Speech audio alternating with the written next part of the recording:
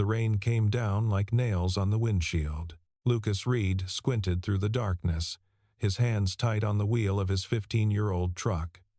The dashboard clock glowed 11:47 p.m.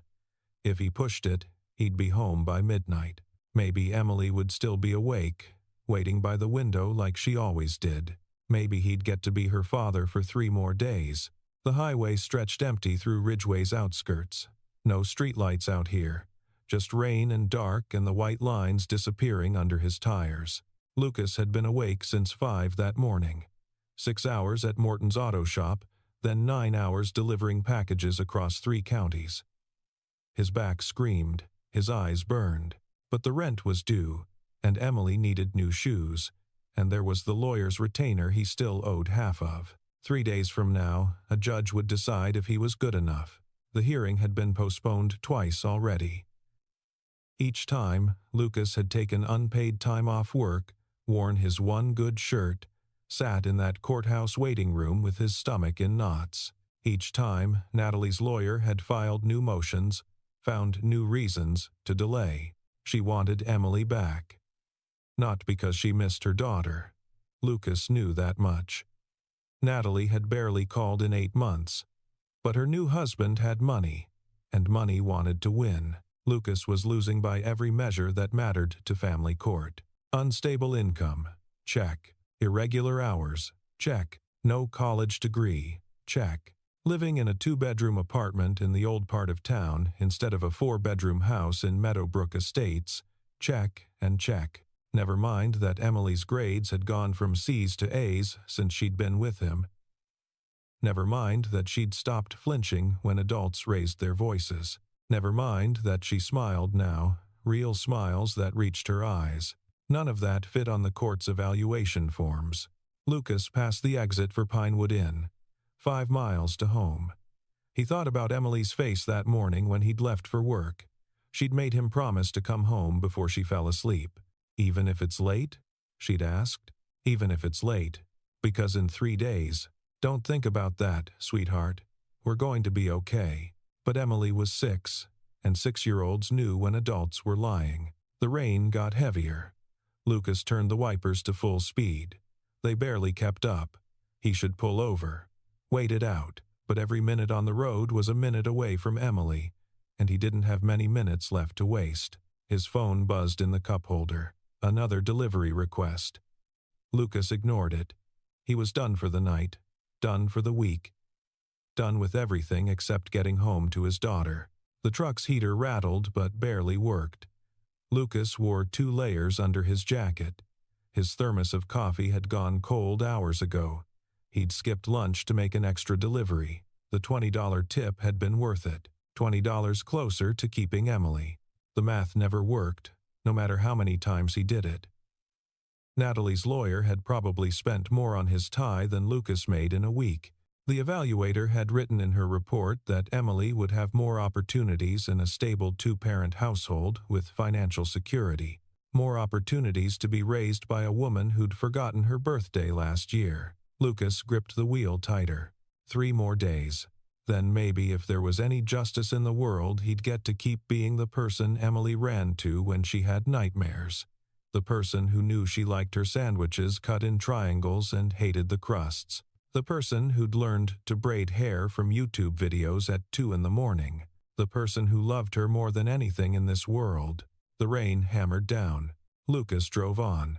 The car appeared like a ghost through the rain. Lucas almost missed it. A dark sedan pulled halfway onto the shoulder, hazard lights blinking weakly through the downpour. Expensive car, foreign make, not the kind that usually broke down on this stretch of highway. He was past it before his brain registered the 2 figures standing in the rain. Lucas checked his mirror. 2 young women, maybe college age, huddled against the driver's side door. One held a phone up like she was trying to get signal. The rain soaked through their clothes. He should keep driving. He was already late. Emily was waiting. The hearing was in 3 days, and he couldn't afford complications. Couldn't afford anything that might make him look unreliable, including showing up home at 1 in the morning because he'd stopped to help strangers. His lawyer had been clear. Keep your head down. No surprises. Show up on time. Every time. Let's not give them any ammunition. Lucas watched the scene shrink in his mirror. The girl with the phone lowered her arm. Defeated. They weren't dressed for this weather. Light jackets, regular shoes. They'd probably been expecting a quick drive home, not stranded in a storm. 3 cars passed them without slowing. Lucas thought about Emily, 6 years old, standing in the rain, hoping someone would stop. He hit the brakes. The truck fishtailed slightly as he pulled onto the shoulder. Lucas put it in reverse, backing up carefully until his taillights lit up the stranded sedan. Through his rear window, he saw both girls turn, hope and caution mixing on their faces. He understood the caution. 2 young women alone on a dark highway. A strange man in a beat-up truck pulling over. They were probably running through their safety protocols right now, deciding if this was help or danger. Lucas turned on his interior light so they could see him clearly. Then he grabbed his emergency poncho from behind the seat and stepped out into the rain. "Car trouble?" he called out, staying by his truck's door. The taller of the 2 girls stepped forward. Even soaked and miserable, she had the kind of confident posture that came from never having to question her place in the world. The engine died. Everything just shut off. Phone too, the other one added. She looked like her sister. Twins, Lucas realized. Same features, different expressions. This one seemed more worried. "We can't call anyone. There's no signal out here anyway," Lucas said. "Not until you hit town." He gestured at his truck. "I've got tools. I can take a quick look, but in this rain, I probably can't do much." The first twin, the confident one, exchanged glances with her sister. They were having one of those silent conversations that twins supposedly had. "We don't want to trouble you," the worried one said. "You're not," Lucas replied. Though they were. He was losing minutes. But he was here now, and he couldn't leave them. "Let me check the engine. If it's something simple, maybe we can get you going. If not, I can at least get you somewhere dry." The confident twin nodded slowly. "That would be really kind." Lucas grabbed his flashlight. The rain poured down harder. The hood wouldn't open at first. Swollen from the rain and the humidity, Lucas wedged his fingers under the edge and pulled hard. It gave with a groan that probably cost more to fix than his entire truck was worth. He propped it open and shone his flashlight into the engine compartment. The 2 girls huddled together a few feet away, watching. The rain drummed on the raised hood like it was trying to beat its way through the metal. "I'm Ava," the confident one said, raising her voice over the storm. "This is my sister, Lily." "Lucas." He traced the flashlight beam over the engine. Everything looked clean. Too clean. This car probably saw the inside of a dealership service bay more often than his truck saw a gas station. "When did it die?" "Just suddenly," Lily said. Her teeth were chattering. "All the lights went out." "Everything." Lucas checked the battery terminals. Tight. No corrosion. He tried to wiggle the cables. Nothing loose. But when he touched the battery itself, it was ice cold. "Battery's dead," he said. "Completely drained." "You been running the AC a lot? Listening to music with the engine off?" "No." Ava frowned. "We were just driving home from the city. We'd only been on the road maybe 20 minutes. Battery probably was already on its way out." Sometimes they just give up all at once. Lucas closed the hood. "I don't have cables that'll reach my truck from this angle, and I can't jump it in this rain anyway. Too dangerous. So, we're stuck?" Lily's voice climbed higher. "I can take you into town. There's a hotel about 4 miles up. Pinewood Inn. Nothing fancy, but it's clean. You can call a tow from there, charge your phones." The twins looked at each other again. That silent conversation. Lucas understood their hesitation. He was a stranger in a rainstorm, offering rides. Every true crime podcast started this way, but he also saw their situation clearly. Stranded, soaked, phones dead, and no help coming. "Look," he said, keeping his voice level. "I've got a daughter. She's 6. If she was stuck out here, I'd hope someone decent would stop. So I'm offering, but I understand if you want to wait for someone else." "No one else has stopped," Ava said quietly. They'd been standing here how long? 15 minutes? 20? And how many cars had driven past? "My truck's a mess," Lucas warned. "Smells like motor oil and coffee. Heater barely works, but it's dry and it runs, and I promise the only place I'm taking you is straight to that hotel." Lily was shaking now, not just from cold, from fear, exhaustion, the weight of a bad situation getting worse. "We accept," Ava said. She put her arm around her sister. Lucas nodded. "Grab whatever you need from the car. Lock it up." While they gathered their things, Lucas cleared the passenger seat of his truck. Empty coffee cups, work gloves, a spare pair of boots. He threw it all in the back, found an old blanket that was mostly clean, and draped it over the seat. The twins climbed in, Lily taking the window seat, Ava in the middle. They were still shivering. Lucas cranked the heat as high as it would go. The engine rattled in protest but obeyed. 4 miles, he said, pulling back onto the highway. "You'll be somewhere warm in 10 minutes. In his mind, he calculated. Home by 12:30 now. Emily would definitely be asleep. Another promise broken, but some things mattered more than being on time. The Pinewood Inn materialized through the rain like a refuge. Its neon sign flickered vacancy in pink and blue. The building was old, probably hadn't been updated since the 80s. But the parking lot was well lit, and the front office windows glowed warm. Lucas pulled under the covered entrance. "Here you go." Ava and Lily didn't move immediately. They sat there, the 3 of them, listening to the rain hammer the roof of the truck. The heater had finally started working. The cab had gone from freezing to almost comfortable. "Thank you," Lily said. Her voice was steadier now.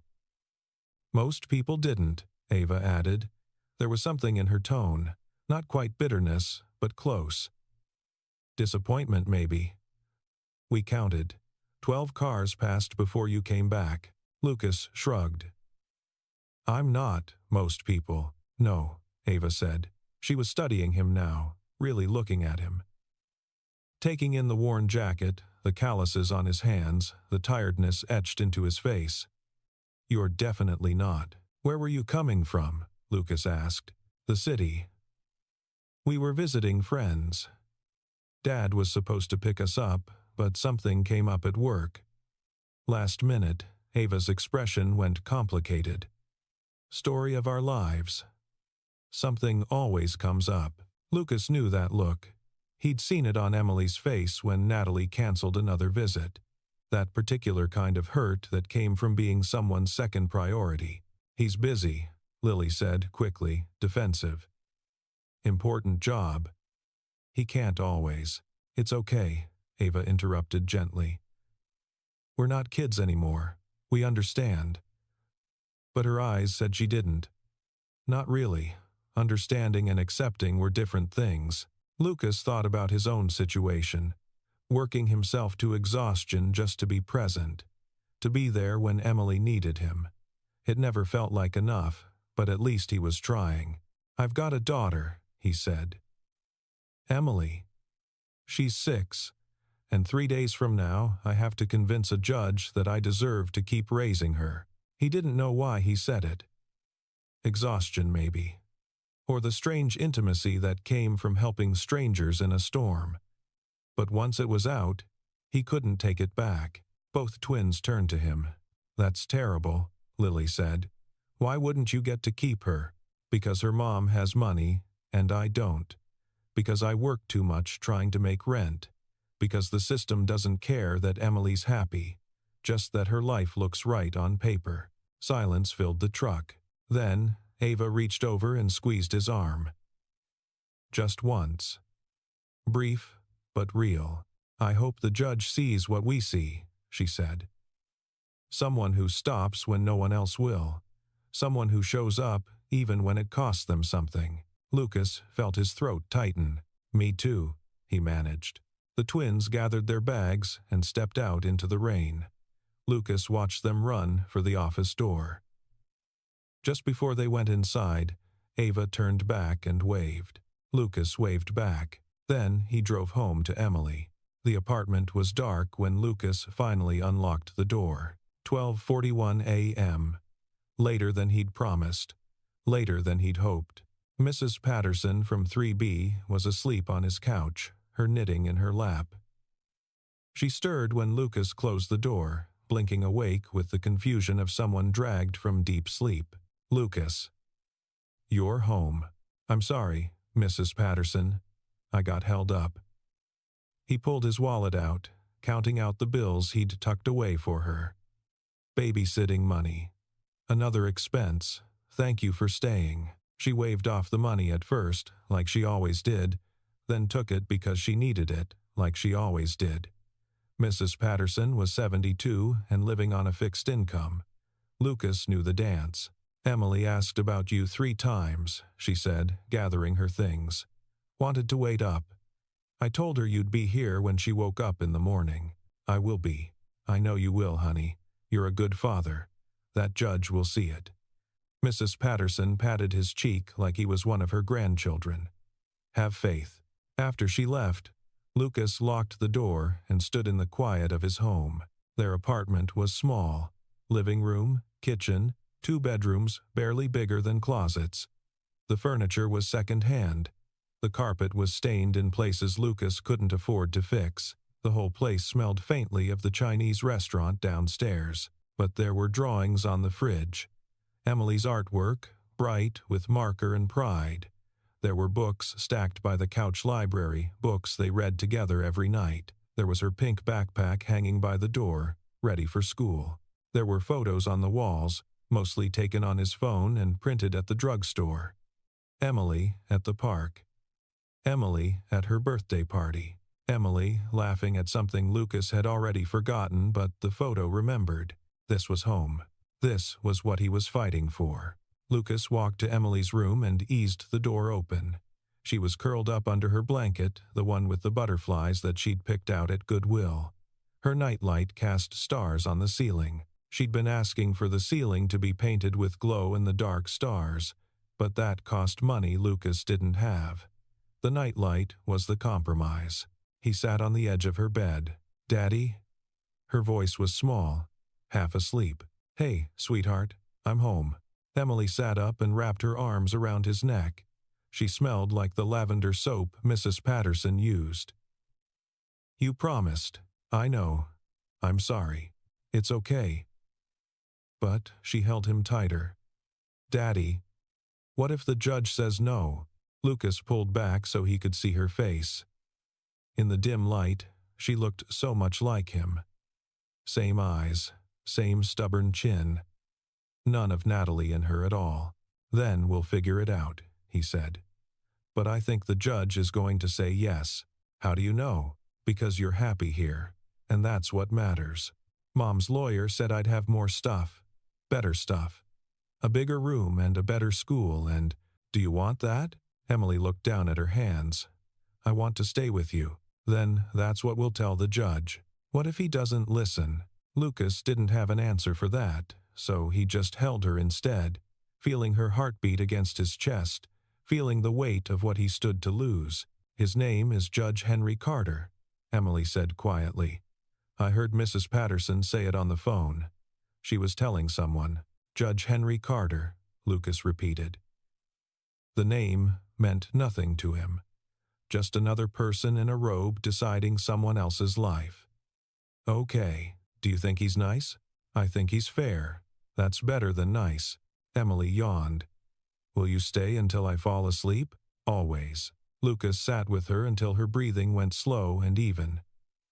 Then he sat a little longer, memorizing this moment. Just in case. The Ridgway County Courthouse was built in 1952 and looked every year of its age. Lucas sat on a wooden bench in the hallway outside Courtroom 3, his hands clasped between his knees. His lawyer, Sandra Mendez, overworked and underpaid from the public defender's office, sat next to him, reviewing notes she'd reviewed 100 times already.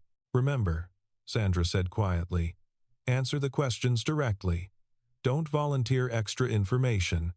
Don't get emotional. And whatever you do, don't let Natalie's lawyer bait you into losing your temper." "I won't. You say that now. But Richard Vance is very good at what he does, and what he does is make decent people look bad." Lucas had met Richard Vance once during a deposition. Three-piece suit, perfect hair, the kind of smile that never reached his eyes.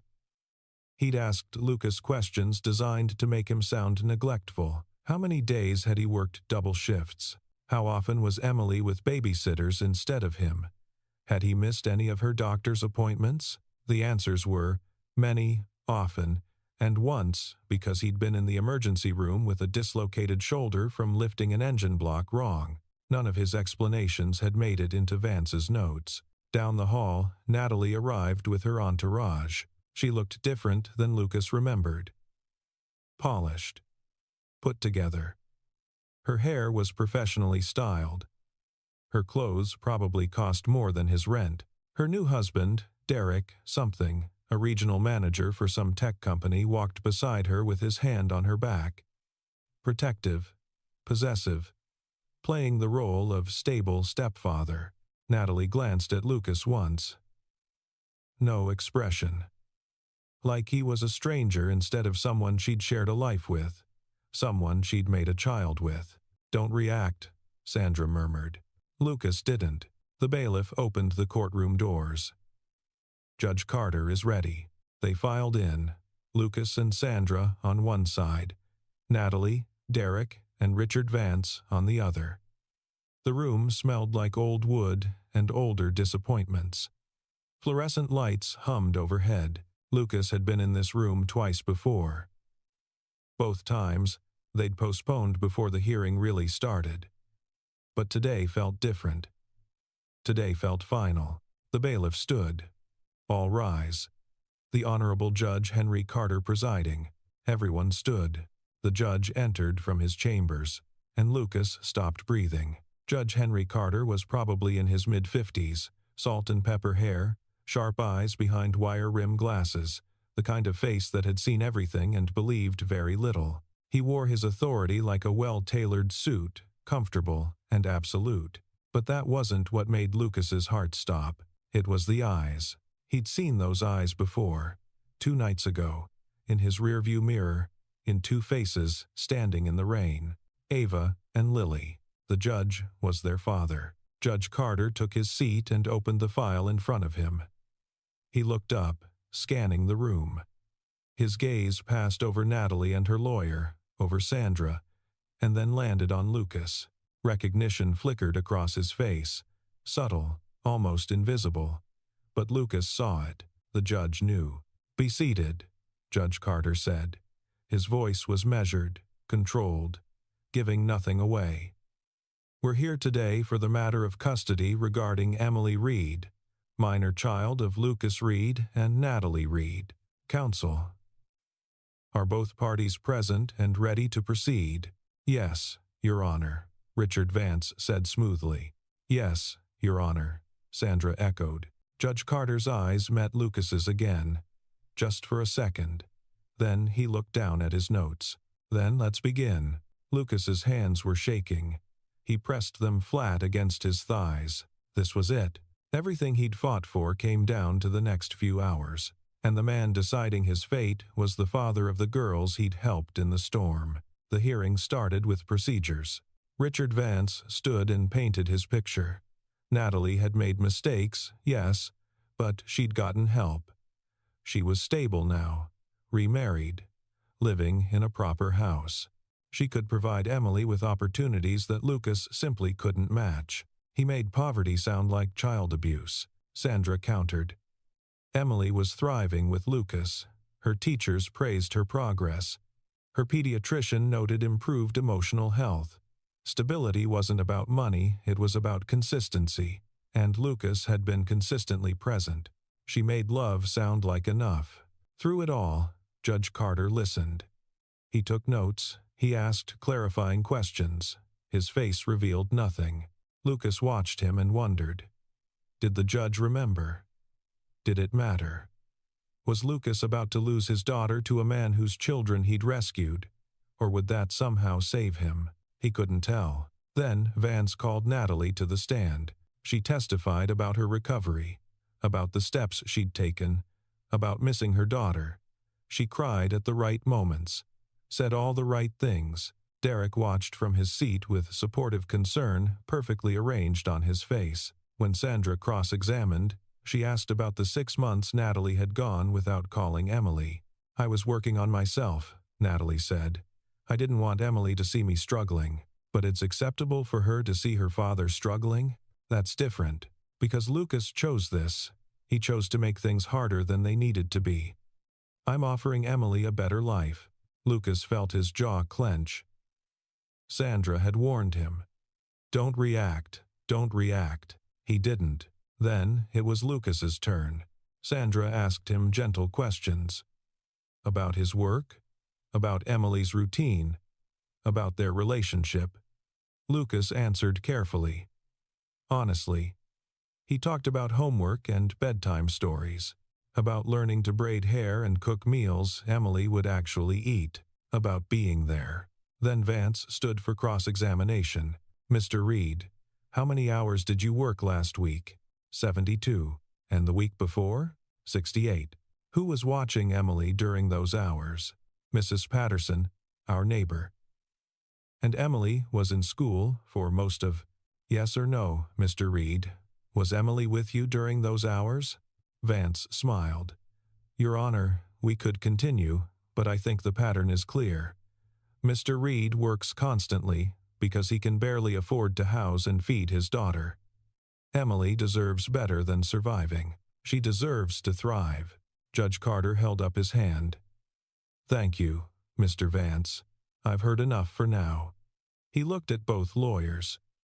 "We'll take a short recess, 30 minutes. When we return, I'll issue my decision." The bailiff called recess. Everyone stood as Judge Carter exited to his chambers. But before he left, he paused.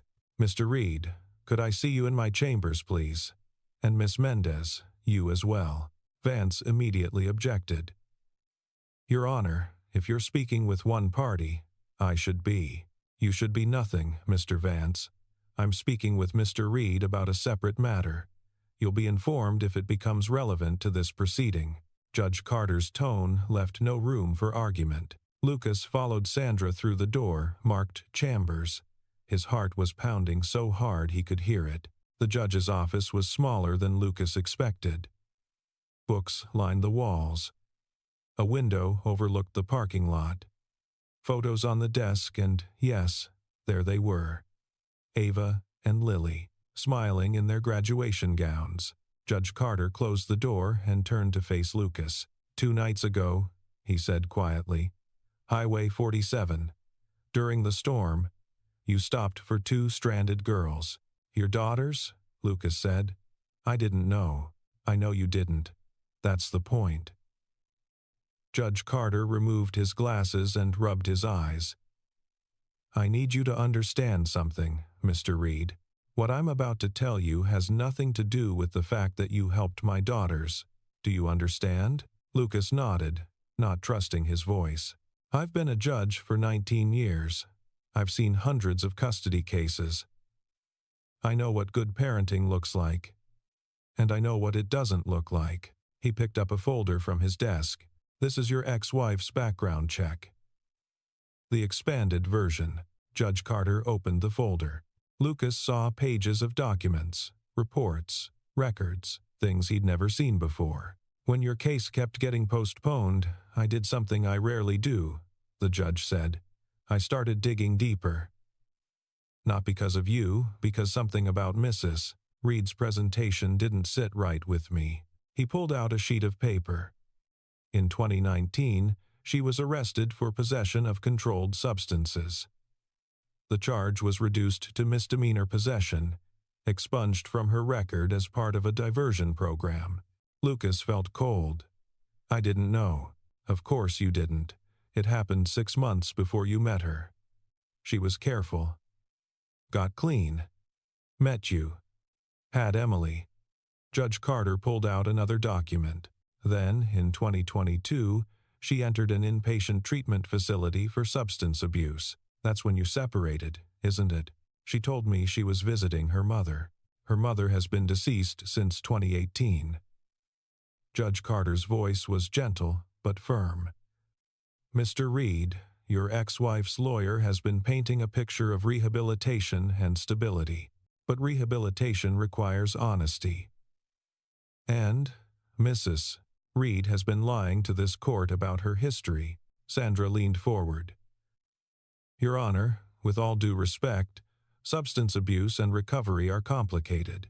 Many people with addiction histories become excellent parents. I agree completely, Miss Mendez. I'm not concerned about her past addiction. I'm concerned about her current dishonesty. He pulled out more pages. 3 weeks ago, Mrs. Reed tested positive for amphetamines during a routine physical. Her doctor noted it in her records. She claimed it was a prescription.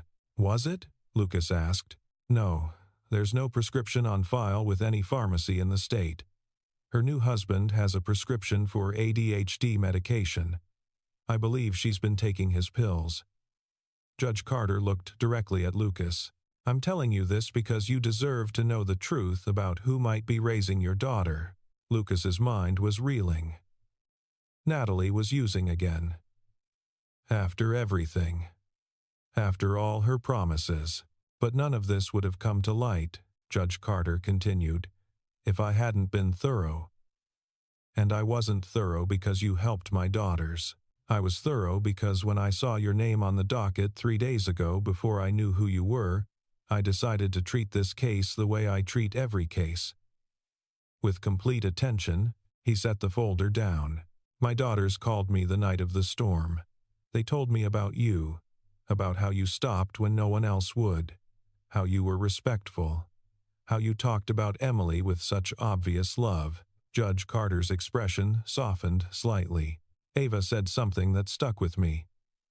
She said, he's driving home to his daughter in a rainstorm after working all day, and he still stopped to help us.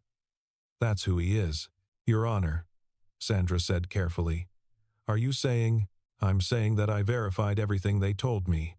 I called Emily's school. I spoke with your landlord. I talked to Mrs. Patterson. I reviewed Emily's medical records, her grades, her attendance. He looked at Lucas. Do you know what I found?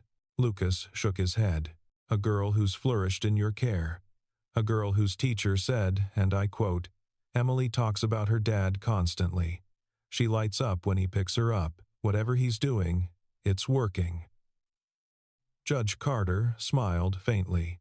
I also found a man who works 2 jobs, never misses a parent-teacher conference, and installed cabinet locks and outlet covers even though his apartment is a rental. The landlord mentioned that, Lucas said quietly. Said most tenants don't bother. Most tenants aren't thinking about their daughter's safety every minute of every day. Judge Carter closed the folder. Mr. Reed, I want to be very clear. The decision I'm about to make has nothing to do with what you did for my family. It has everything to do with what you do for yours. Then why tell me all this? Lucas asked. Because you've been fighting blind. You thought you were losing. You thought the system was stacked against you because you're poor. Judge Carter met his eyes. You were right. It is stacked against you. The system prefers families that look good on paper. But I don't judge on paper. I judge on evidence. He stood. Let's go back to court. I have a decision to make official. The courtroom felt different when they returned. Lucas couldn't explain it. Same fluorescent lights, same wooden benches, same people. But the air had changed. Something had shifted. Natalie noticed it too. She kept glancing at Vance, who kept glancing at Judge Carter, who revealed nothing. All rise, the bailiff announced. They stood. Judge Carter took his seat and arranged the papers in front of him with deliberate care. He was taking his time, making them wait. Lucas understood it was part of the process, but every second felt like an hour. "Be seated." They sat. "I've reviewed all materials submitted by both parties," Judge Carter began. "I've heard testimony from both parents. I've examined financial records, home studies, and character references. This is never an easy decision, but it's one I take seriously." He looked up from his notes. "Mr. Vance, your argument rests primarily on financial stability and conventional markers of success. Mrs. Reed has a stable marriage, a comfortable home, and resources that Mr. Reed admittedly lacks." Natalie sat up straighter. Derek put his hand on hers. Vance allowed himself a small smile. "However," Judge Carter continued, "and that one word changed everything. This court's primary concern is not comfort. It's the well-being of the child, and well-being is not measured in square footage or bank account balances." The smile left Vance's face. "Miss Mendez, your argument focuses on Emily's emotional health and her father's commitment. The evidence supports this. Emily's grades have improved dramatically in Mr. Reed's care. Her teacher reports she's more confident, more engaged, and more consistently prepared for school." Judge Carter pulled out a document. "I had an independent investigator speak with several individuals who know both parties. The results were telling. Mr. Reed's neighbors describe him as devoted. Emily's pediatrician notes significant improvement in her emotional regulation. Even the staff at her school commented on the positive changes they've observed." He set the document down. "Mrs. Reed, I have concerns about the picture your lawyer has presented versus the reality of your situation." Natalie's face went pale. "You testified that you've been sober and stable for 2 years, that you're ready to provide Emily with a better home. But medical records tell a different story." Vance stood abruptly. "Your Honor, I object." "What medical records?" "We weren't provided." "Because you didn't request them." "I did, as is my right in custody proceedings when I have concerns about a parent's fitness." Judge Carter's voice was sharp. "Mrs. Reed, you tested positive for amphetamines 3 weeks ago. When confronted by your physician, you claimed a prescription you don't have. Furthermore, you've misrepresented your history of substance abuse to this court." Natalie's mouth opened. Nothing came out. Derek turned to look at her, shock on his face. He hadn't known. "Your Honor," Vance tried again. "My client's past struggles with addiction don't disqualify." "No, they don't. But lying to this court does. As does current evidence of substance abuse." Judge Carter's expression was stern. "Mrs. Reed, I've seen recovery work. I've seen people overcome addiction and become excellent parents. But recovery requires honesty. It requires work. And it requires putting your child's needs before your pride." Tears ran down Natalie's face. But Lucas couldn't tell if they were genuine or performative. Judge Carter turned to Lucas. "Mr. Reed, you work too much. Your apartment is too small. Your truck is 20 years old and should probably fail inspection. On paper, you don't look like the ideal parent." Lucas held his breath. "But parenting isn't done on paper. It's done in the moments between work and sleep. It's done in patience and presence and showing up every single day." Judge Carter's voice softened. "Emily needs a parent who sees her as a priority, not an acquisition. She needs consistency. She needs love." He picked up his gavel. "Therefore, it is the ruling of this court that full physical custody of Emily Reed remains with Lucas Reed. Mrs. Reed will be granted supervised visitation pending completion of a substance abuse evaluation and treatment program." The gavel came down. The sound echoed through the courtroom like thunder. Lucas couldn't move, couldn't breathe. The words took a moment to penetrate. He'd won. Emily was his. Sandra gripped his arm. "Lucas, we won." Then he was crying. Right there in the courtroom, shoulders shaking, relief pouring out of him in great, gasping sobs. He'd fought for 18 months. Through delays and depositions and endless uncertainty. Through poverty and exhaustion and the constant fear of losing the only person who mattered. And he'd won. Emily was sitting on the front steps when Lucas pulled up. She'd been watching for his truck. The moment it appeared around the corner, she was on her feet, running down the sidewalk before Lucas had even parked. He caught her as she jumped into his arms. "Daddy!" "Hey, sweetheart," Mrs. Patterson told me. "She said you won. She said, I get to stay. You get to stay." Lucas held her tighter. "Forever." Emily pulled back to look at his face.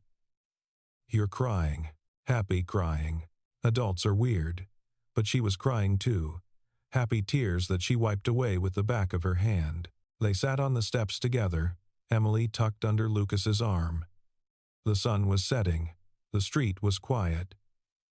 In the Chinese restaurant below their apartment, someone was cooking dinner. The smell drifted through the evening air.